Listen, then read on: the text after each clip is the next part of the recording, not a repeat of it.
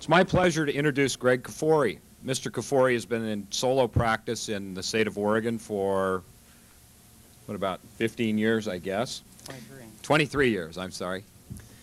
He lives the life of a plaintiff's lawyer, perhaps more than anyone else, with his emphasis on public issues. And he helped in fact, I think he may have single-handedly closed the Trojan plant. He has been involved in Supreme Court cases involving rights to initiative gathering. He has, I believe, twice sued Fred Meyer and obtained large verdicts for violations of the right of freedom of expression and assembly and so forth. And he's going to talk today about the mundane issue of how you get damages out of a case that otherwise seems to present no hope of damage. Greg Kafoury.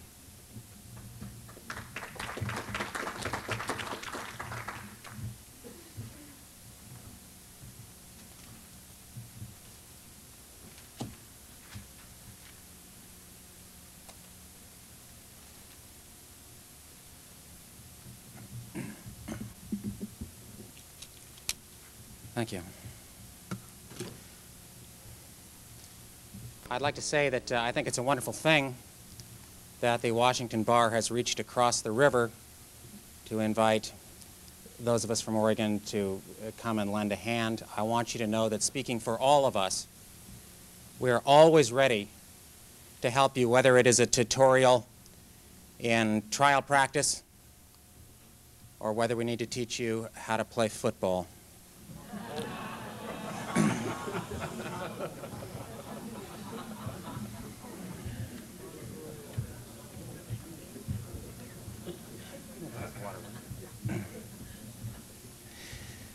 Did you ever watch kids at play? A child alone in a living room can fight epic battles against monstrous enemies, achieve great victories. And you're sitting there watching them and you're saying, but it's just tables and chairs and hiding around corners.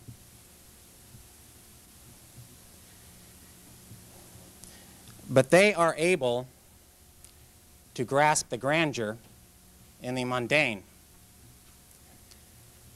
And as I watch lawyers step before juries and say,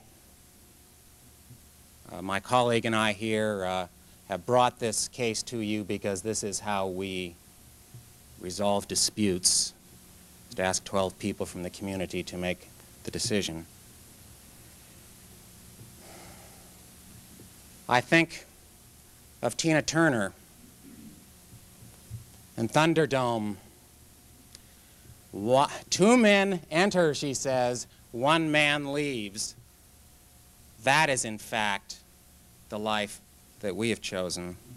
And if you cannot find and tell the epic stories with the grandeur of ordinary lives woven into them, then you should be a scrivener. This is not for you. J.J. Johnson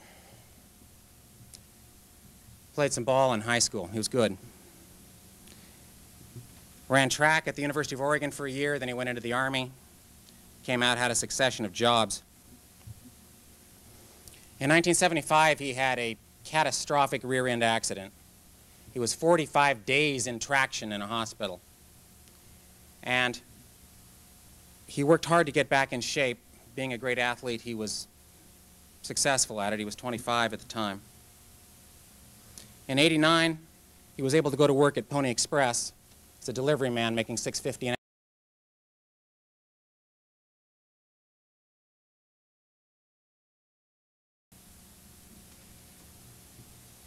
In '94, he was rear-ended by a young man named Matthew Higgins, driving a delivery van for a small coffee company.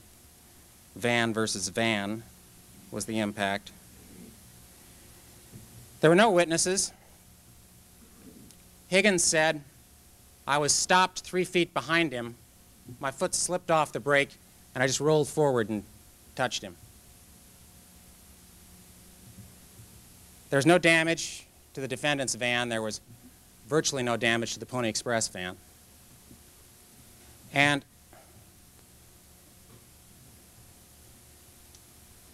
my client's doctors were unkind. They wrote unkind things about him. Talked a lot about high level of degenerative arthritis he already had before the accident. They managed to rack up $9,000 in medical bills, but he was unable to return to the lifting duties at Pony Express, and they couldn't keep him. He was a fish out of water around the office.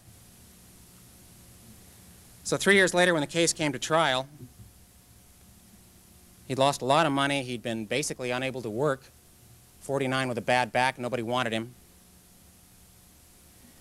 The defense offered $15,000, all inclusive.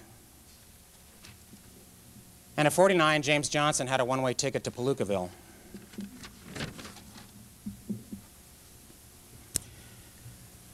Clarence Darrow told us that every lawsuit at its heart is class struggle. And whether we're against a large corporation or an insurance company, that's the defense. The advantage that plaintiffs have is that defense attorneys have a traditionally American view of things. They view success as rising up from the muck and achieving a pinnacle and hanging on to it. And they do not appreciate or understand or really grasp the sense of solidarity at the bottom, of us against them, we who really aren't going anywhere, needing to stay together. And so they are at a disadvantage. They have a language which will trap you. It is a language about resolving disputes. They want to come before the finder of fact together and ask for a resolution. I suggest instead your own language. You are there to demand your day in court because a great injustice has been done and you are there to right it. You are not joined with your colleagues asking for the baby to be split in two.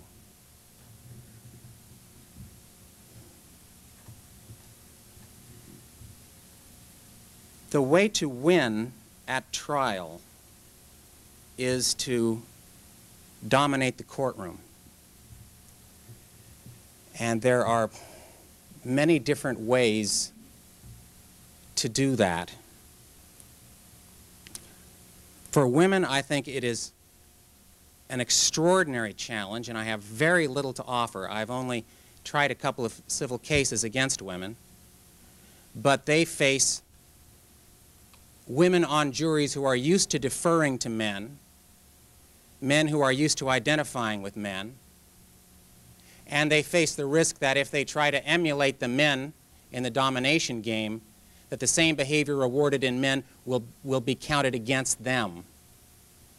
I think that they need to spend a great deal of time together talking to each other about their own experiences and find their own way, because I don't know what it is, but I know that the system and the society are at present a poor match, and it's an opportunity for extraordinary creativity, because it is a job yet undone and one that has to be done.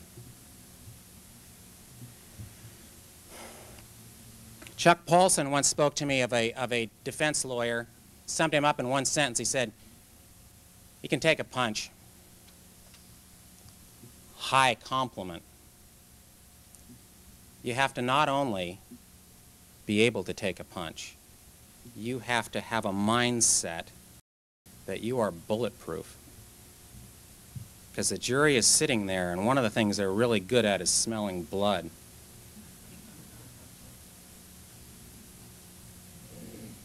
And you just can't show it. You can't let your voice falter. You can't let your knees buckle. You can't let your eyes roll.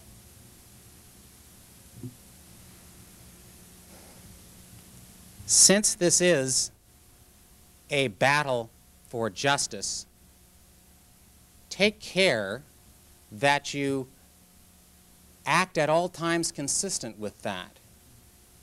I mean, if you're at war in the courtroom and joking with defense counsel in the hallways, how's a jury supposed to take that? I mean, you're not serious. That's a show that they're seeing. Be as friendly and professional as you want beforehand. Have a beer afterward. Once the trial starts, everything is business. You are on display every moment. When you're having lunch, if you choose to jaywalk, if you smoke a cigarette on the courthouse steps. Don't do anything that can hurt you. Keep your eyes trained.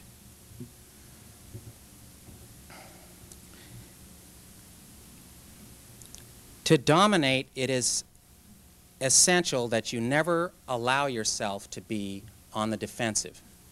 If something hurts, you can't show it, and you can't get down and try to talk your way out of it. Take your hits and say, well, that's not the issue. Here's the issue. Come right back. Always be aggressive. Always be charging. Never play defense because it looks weak and it kills you. Robert Bork, in talking about the virtues of alternative dispute resolution, said, in court, somebody always gets hurt. Bob Mulholland, the dark genius of the Democratic Party in California, says that in politics, the whole game, everything that you're doing has one goal, which is to discredit the other side. And the same is true here. You don't give them anything. You don't give them credit for anything. You be gracious, keep your distance, and don't get close, don't get trapped in the professional colleague trap, because it is entirely inconsistent with what you're there for.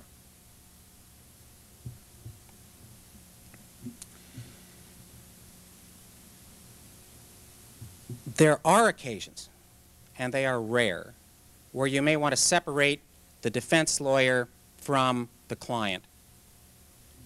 A really nice defense lawyer who the jury likes and an odious client, maybe you want to throw a bone to the lawyer. He's just doing a job. Go after the client. Hapless client, nasty defense lawyer, go ahead and say a few nice things in the rare case about the client.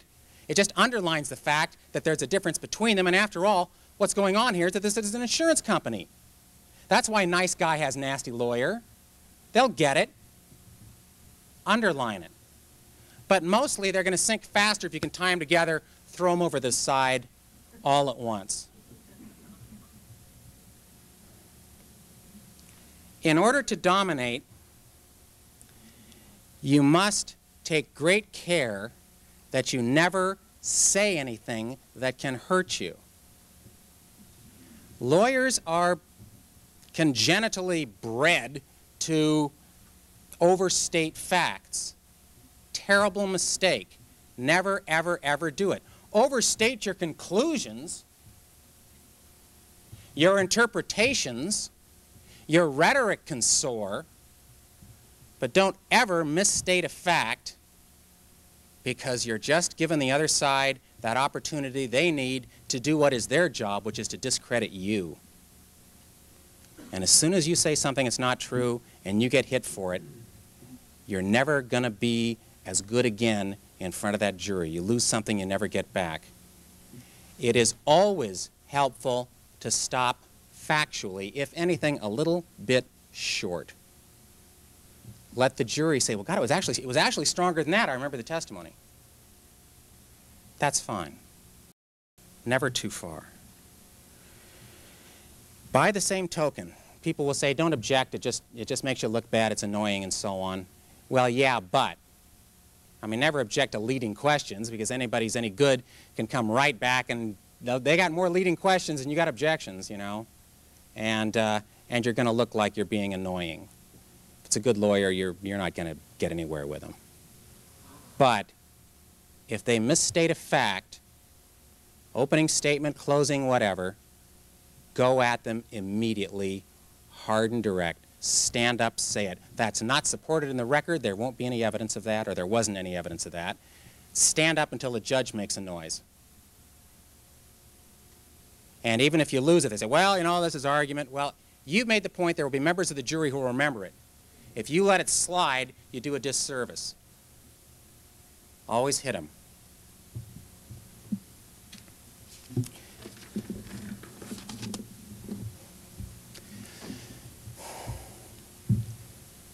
In all that you do, you have to have a sense of who you are and what you're comfortable with. Because once you wander out of your own comfort zone and try to be something you're not, try to act like somebody else, try and play some kind of a role, that falsity will come through. You've got to first reach inside yourself into who you are, feel comfortable with who you are, with what you're doing there, with your case and with your client, and let everything come from that. Stay within your comfort zone. I tend to believe that since it is the attorney's role to dominate, because that's the one thing you can control, you want to minimize everything else. Fewer witnesses is better than more witnesses. Witnesses can get you in trouble. They can do things you don't want them to do. They're not you. You can't speak for them. And when they make a mess, you got to clean it up right in front of God and everybody. Fewer the better. Let them know what they're supposed to say. Get them in. Get them out. Short, sweet, simple. Very few points. Never fill time. Second thing is, don't let medical records go to the jury if you can avoid it. Juries will come back and say, well, I found something here on page 72 and I cracked the case. Those lawyers couldn't figure it out, but I did. I showed the people in the jury room. Yeah, that's what this case is about. It's right here. I always tell juries in voir dire, I say, listen, if that happens, if somebody in the jury room thinks that they've cracked the case, I know what this is really about. We at least consider the possibility that we're not idiots. We spend a lot of time in doing this. We don't both make a habit of overlooking things. And maybe if somebody thinks they found the keys to the kingdom, just maybe, they're wrong.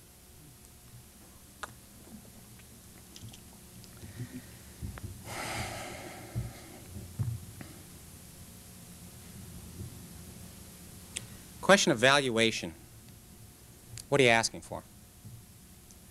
This is one of the toughest things that you ever have to do.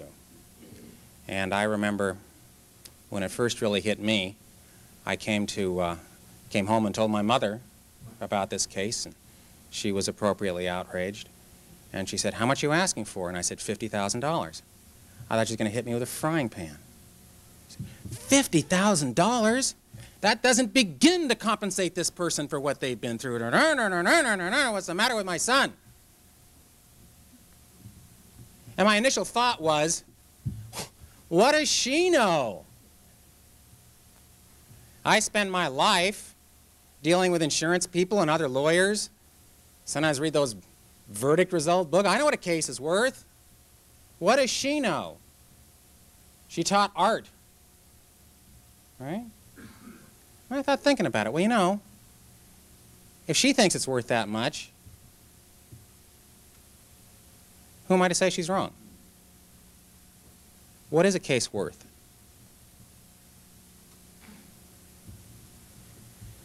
I spent 17 years losing cases, winning some trivially small verdicts, and one day I got a case that I believed was $1 million case. And it didn't come to me until 3 weeks before trial when I was buried in this mass of papers, and all of a sudden, like a revelation, it came to me. It said, this is the case you were born to try.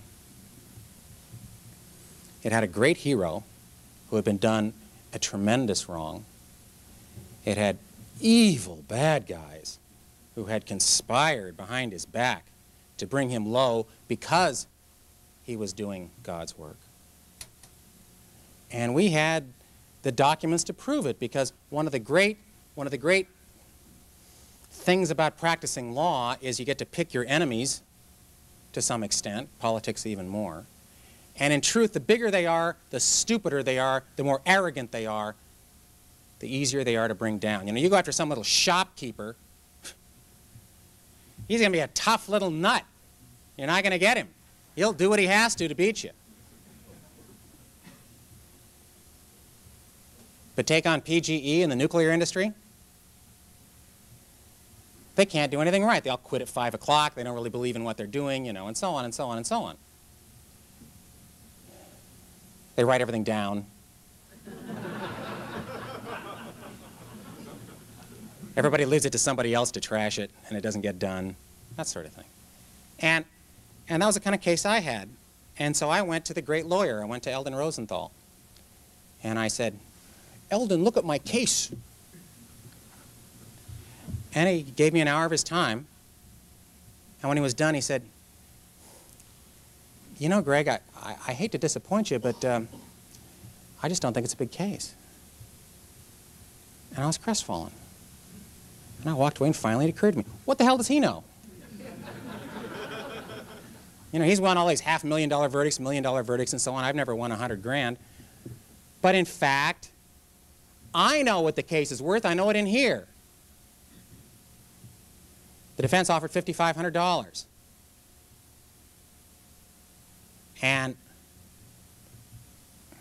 I guess I better win $1 million at the end of this story, shouldn't I? So I won $1 million.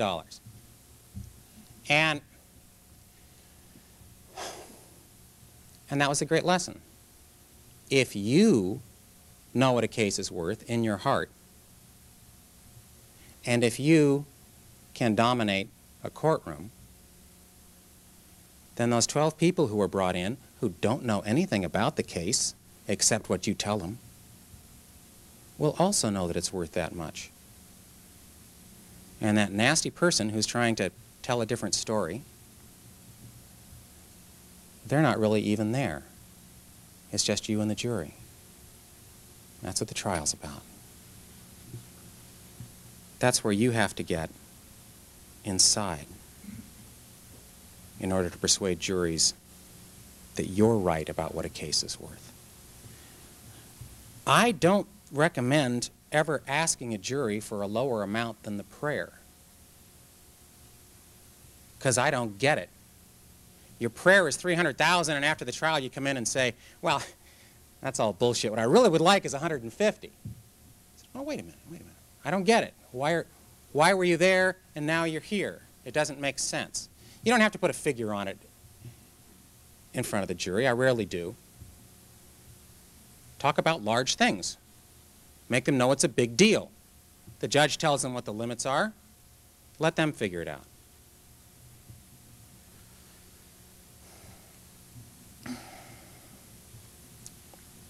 If you have a good case and trivial specials, you've really got to ask yourself, why am I asking for these? What's the point? Why am I giving them one hard number when it's a trivial number? Skip it. Don't bother. The insurance company will take care of itself. In figuring out what a case is about, you need to think all the time about what it is you want the jury to be talking about when it's alone. What are the issues that you want them to be discussing? And try to shape the case so that what they are talking about is what you want them to talk about, not what the other side wants them to talk about. And it's rarely obvious. Often you won't even know until final argument. These people who say, oh, you know, I talk to the client the first time and I sit down and write my final argument. And then everything, you know, all the investigation, all the work, everything just tracks the case that I've already scripted. I don't understand it. I write my final arguments the night before. And I stay up till 4 or 5 in the morning doing them. And it's only after everybody's been in bed and gone for hours and hours and hours that it kind of comes to me what the case is really about. And until then, I'm just sort of laying out options.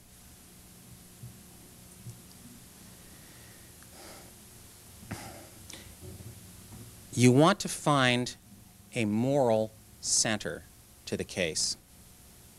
And you want that to be what the jury talks about. It's got to be moral because nothing else is valuable. Only the big questions of right and wrong and betrayal and injustice are worthy of the jury's efforts to come forward with a really big verdict. So what's the moral center of your case? I had a case which I tried for someone else a few weeks ago, which I relate probably because it's fresh in my mind. Great big guy is out going faster than he should, delivering food day at 2 o'clock in the morning.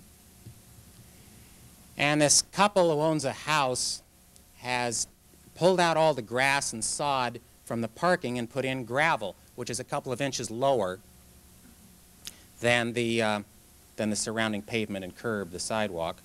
And next to the neighbor's property on the line, they laid a post down, grass here, post in the middle, gravel on the other side, and the post sticks up about 3 inches.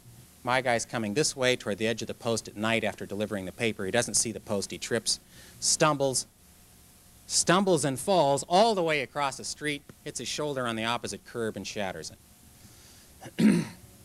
You look at a picture of the defective parking and it's not that bad. And you got everybody sitting there saying, geez, you know, I could get sued. Some guy comes and says, hey, you know what happened at 3 o'clock in the morning? I tripped on your parking. So, of course, I wanted the jury to know early on. I said, listen, you know, we don't keep our areas, our homes safe because we're afraid somebody might sue us. We do it because we don't want anybody to get hurt, because we care about our fellow human beings and we want to be responsible. With this case, I did not want the jury sitting in the jury room looking at the picture of the defective parking and debating over how reasonable this was or wasn't. But there was a real nice hook in the case, because my guy, after he got out of the hospital all shot up with morphine, what have you, and wrapped up, went out with his girlfriend who walks with a cane, and they finished the route. They did 300 houses that morning. And I said to the jury, you know, this guy's left this parking there for 10 years, and you know, it's not like he left a rake out. It's a little bit dangerous, and you leave it there long enough, sooner or later somebody's going to get hurt. And it's not exactly, you know, being done for aesthetic reasons. It's not because he's a good neighbor and wants to make things more beautiful that he's doing it. This is zero maintenance. I mean, he didn't even pour in a little more gravel to even the thing out. My guy, on the other hand, my guy, broken, pained, gets out and delivers food day, because there are some people on that route who count on it and care about it and want it to be there. They're going to clip the coupons and go to the grocery store, and it's his duty. He's undertaken it. And even though he's got a pretty good excuse to call in and see if somebody else can do it, he finished the route. I said, you know, the truth about this case is that if these defendants had 1% of the concern about their community that my guys, we wouldn't be here. And everybody knows that. And I sat down, and we won the case. And that was the moral center of the case. It wasn't really about whether this was safe or unsafe. It was about the people involved.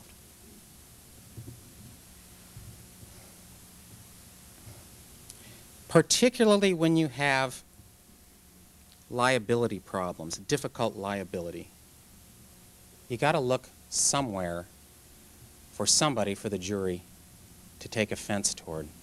Defense doctors are wonderful targets. I mean, after all, here they are. They are trained to make people well. It is them and the patient. They took an oath. They were a little kid once who wanted to grow up to be a doctor. And now what are they doing? Make them talk about it. Make them talk about how they think the legal system works. You know, what are the lawyers doing here? We have an adversary system. What's their role in this adversary system? How come you think they called you, doctor? Because you give more independent opinions than the next guy does? You think when defense counsel comes in with somebody hurt as bad as this, you think they're looking for an independent opinion, or do you think they're looking for help? Make them answer the question. Find a factual dispute. Find a factual dispute and make a moral dispute out of it. The point is not that they were negligent. The point is that they're lying about it. The point is they're refusing to take responsibility for what they've done. The point is, are you as a jury going to let them come before you, lie to your face, weasel out of it, walk out of here laughing?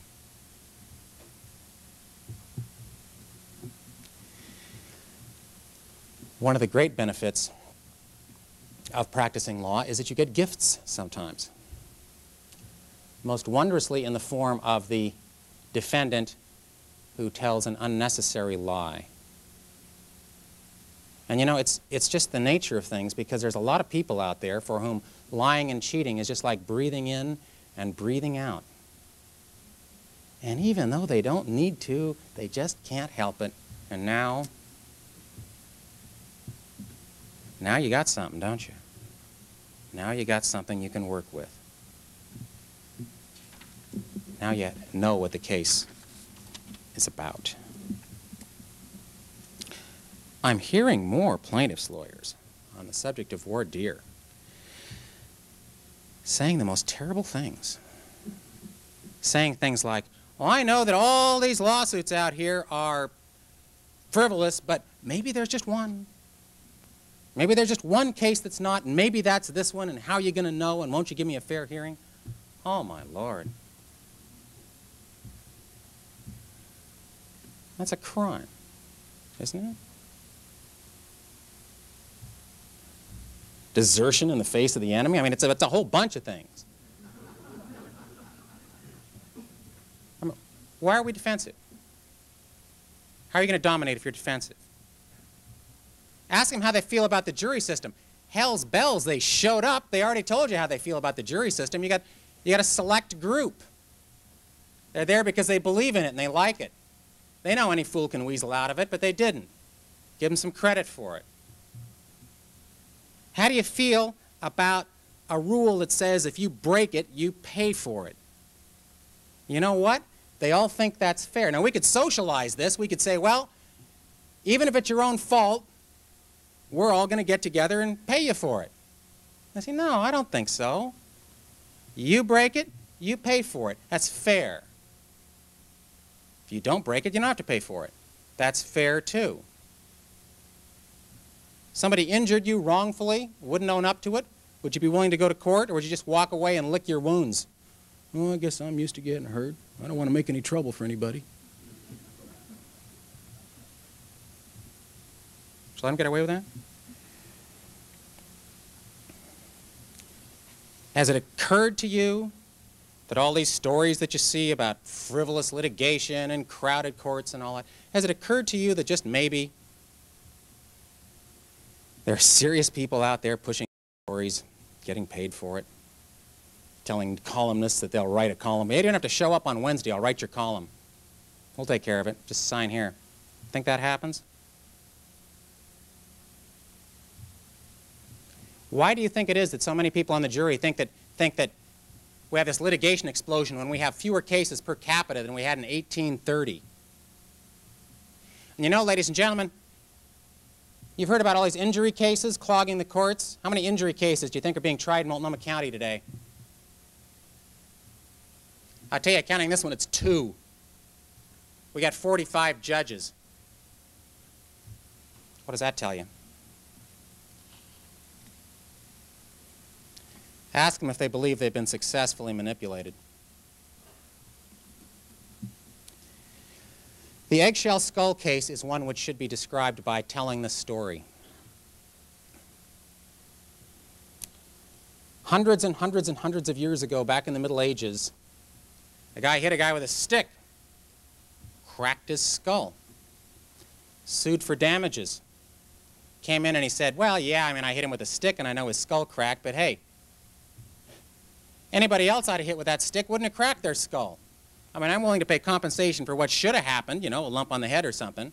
It's not fair to make me pay because this guy's got an eggshell skull. And the law reached a fork in the road and had to make a choice which way it was going to go. A decision was made. And the judge said a phrase which is still with us. He said the defendant takes the plaintiff as he finds him. Some of us are old and frail. Some of us are young and sturdy. We're all different. The damage you actually do is what you compensate for. You all agree with that? Think that's a fair way to do it? Sure they do. Talk about the mortality table on a permanent injury and say, you know, if an injury that you might look at and say, well, if that lasted for a year, got well in a year, it'd be worth, you know, $5,000 or $6,000 or something, fair compensation. If it lasts 40 years,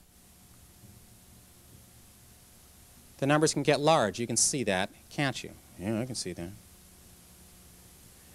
Now, if you find a permanent injury, and if you find that it's worth a certain amount per year, are you willing in a business-like manner to follow the facts where they lead or not? And if the numbers get big, so be it. That is how Chuck Paulson does it. And he is the best. In opening statement, pause for a minute before you begin and say silently, let me tell you about a wonderful person who has suffered a great injustice, and their suffering continues. And at the end of this story, you're going to get a chance to make it all right again.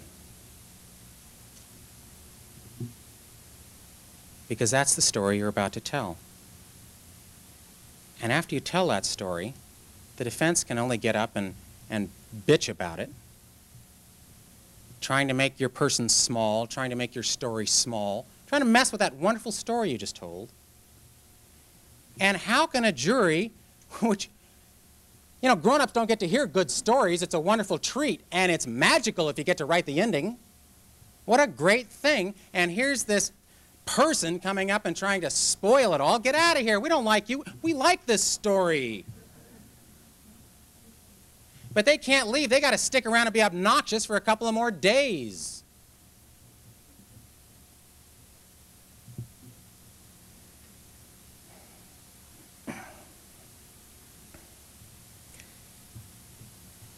In 1964, Philadelphia, Mississippi distinguished itself because the Neshoba County Sheriff and his deputies and his friends in the Klan beat to death 3 civil rights workers, James Chaney, Andrew Goodman, and Michael Schwerner, buried their bodies in an earthen grave. And 14 years later, Ronald Reagan came to Philadelphia, a town distinguished in no other way, and announced that he was running for president. Some people thought there was a message there. And today, and since, even more than before, this country has been a cauldron of racism, fear, hatred, and guilt. And into that maelstrom walked James Johnson, a Christian gentleman, a man of consummate dignity, broke, abandoned by his doctors, now being called a liar and a fake and a malingerer.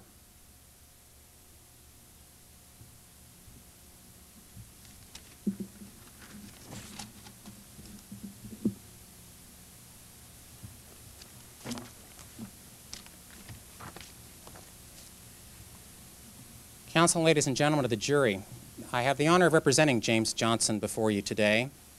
James Johnson is a Portland boy attending Jefferson High School, and to evaluate this case in particular, you have to understand the man and his times, where he came from and who he was, who he is. In the late 1950s and early 60s, Jefferson High School had a series of unprecedented athletic teams. In 1959, they had a football team which won the state title, basketball team, state title, wrestling team, state title, track team, state title. And in baseball, they only won the city. In 1963, 4 years later, that tradition of extraordinary athletic excellence was personified by James Johnson. In that year, when he was only a sophomore, the Jefferson team went to state in track with 7 athletes. Grant sent 35 or 40. Jefferson won the state title in track with 7 young men. James Johnson was one of them. He traveled in an athletic circle which was very small, close-knit, and they were enormously respected in the school and in the community while he was there, while he was playing basketball and football and running track, and throughout his life since, because when a community cherishes its athletes, as Jefferson did, it doesn't leave you. You're still the guy they all remember. You're still the guy they all cheered, and your status in the community stays with you. In addition to being a great athlete, he was a gentleman and truly a role model, one that young men and women looked up to. As an athlete, he was used to dealing with minor injuries. That's part of the life. You shrug them off, you deal with them, you never complain. That has been a pattern which has persisted throughout his life. Witnesses will tell you that you'd see it in the way that he walked, head held high, a man of enormous grace and dignity, a man well known to his community 30 years after he left high school. He sang with the Ink Spots, a group which sings old songs, and this was part of how the community knew him as well. In recent years, he's been a figure of stature in his church. In 1975, 22 years ago, he was laid low by an injury. He got hit through no fault of his own. It was a bad injury. His low back was hurt. He was in the hospital in traction for a long time. He had a protracted recovery, but he made himself healthy. He did it by fighting through an injury which would have been enough to break a lesser man, and he regained his physical strength and ability and grace which had previously graced his life.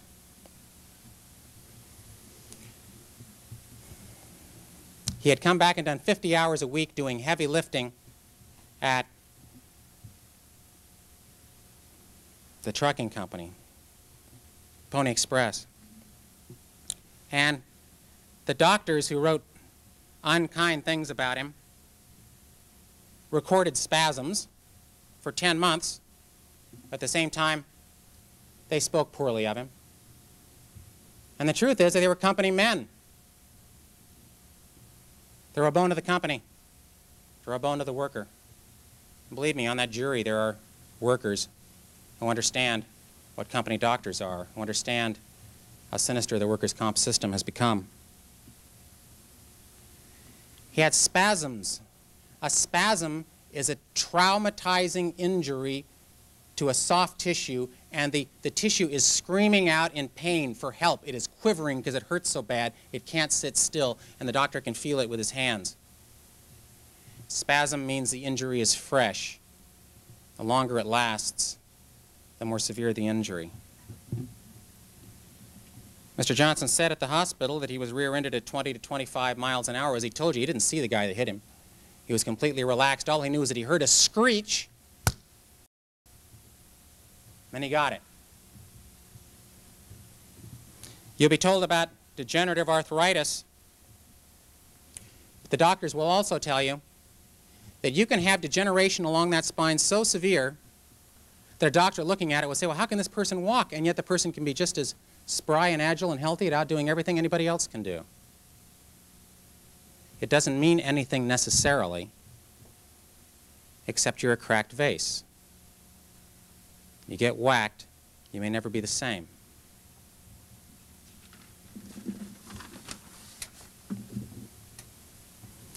And now at 49, my client has a bad back, and you know what?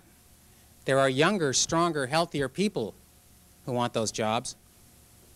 Why is an employer going to hire a man 49 with a bad back?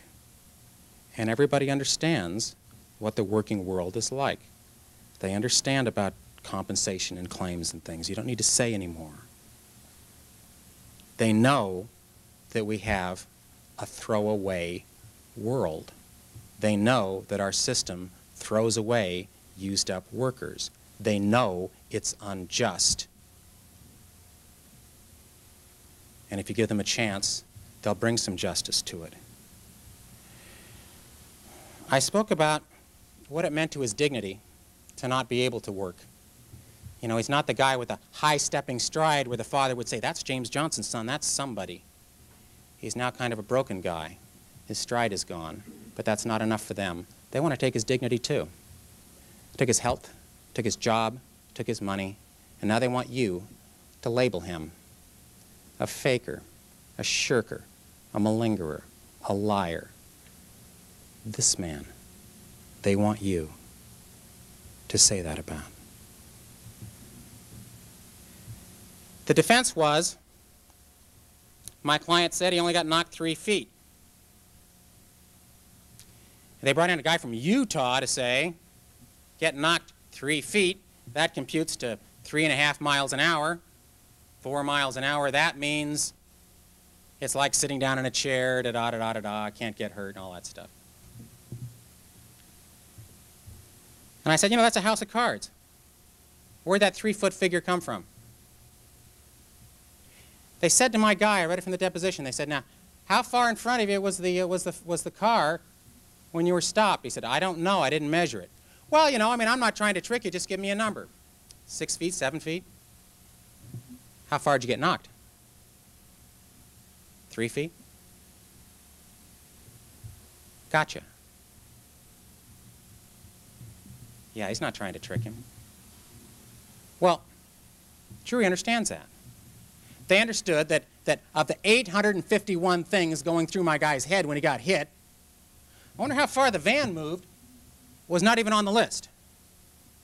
And to be asked about it 2 years later by a lawyer who puts him in a box and then says, this is all the room you got to work with, is fundamentally unfair. They sensed that. Wayne Slagle came in and said, yeah, well, you know, if he was knocked 8 feet, maybe he was hit at 10 miles an hour.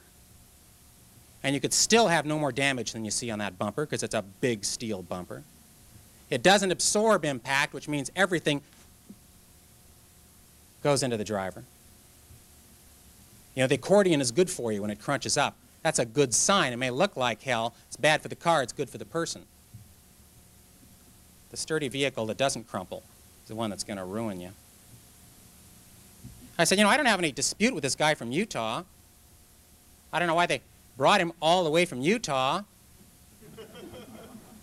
to tell you that if my guy got hit at 3 to 5 miles an hour, he's not hurt. I agree with that. Now let's talk about their doctor. Their doctor said my client suffered, quote, a trivial injury.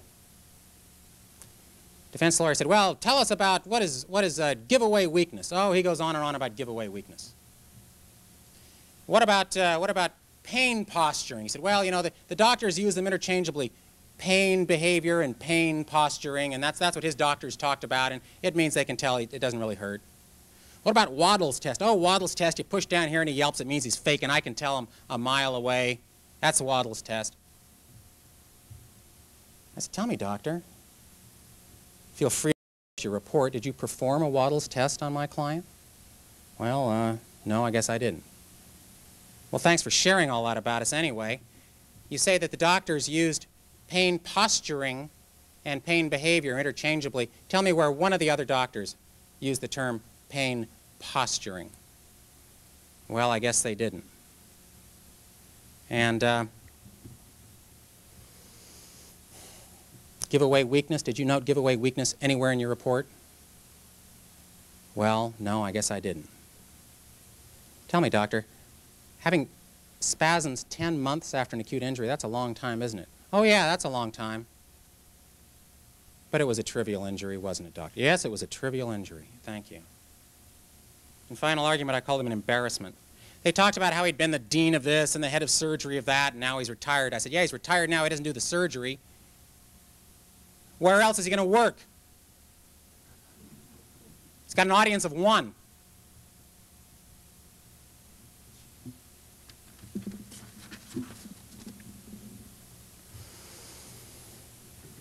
Mr. Higgins.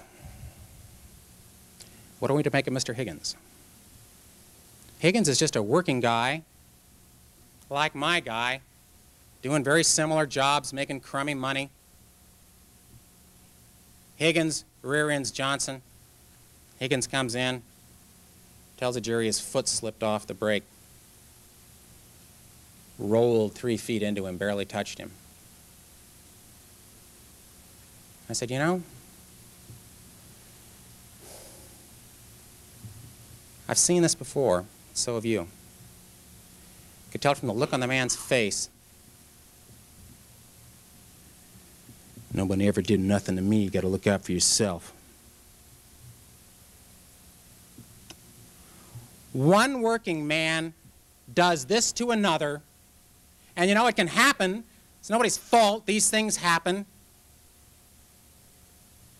But he won't own up to it. Going to protect himself. Got to be careful. Small man. Bad man. Terrible thing that he does. Should be ashamed of himself. And the jury understands about class solidarity, and they understand who Higgins is. He's a traitor. He's a working man who turns on another working man for the most trivial of advantage to himself. They all know this company's insured. We're asking $300,000 from 3 coffee trucks? I don't think so.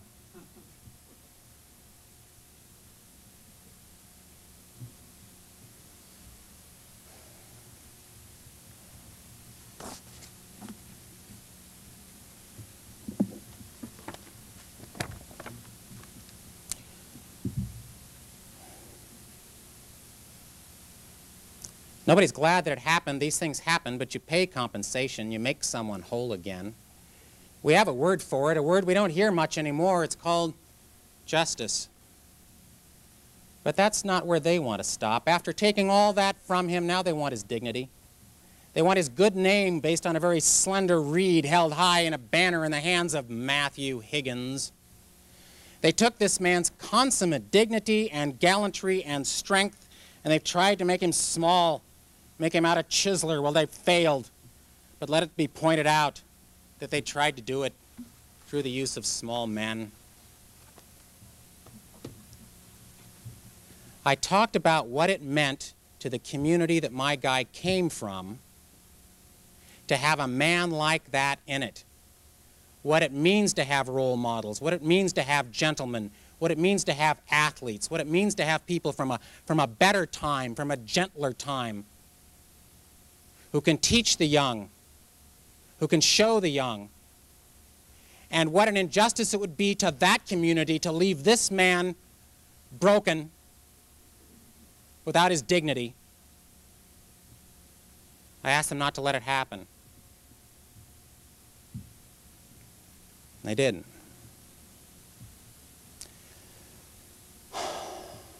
And that, my friends, is one tale from the world of chainsaws and fairy tales, a world of betrayal and treachery and deceit and heroism and gallantry and sometimes justice.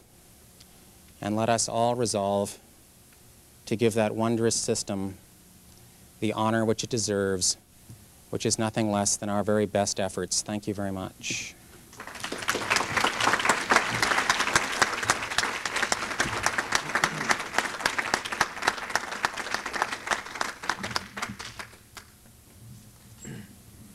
I want to thank Mr. Kafoury for a very enlightening and inspiring speech. Thank you.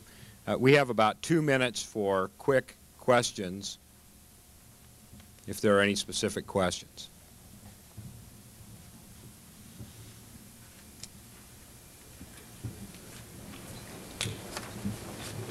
Was this your closing argument?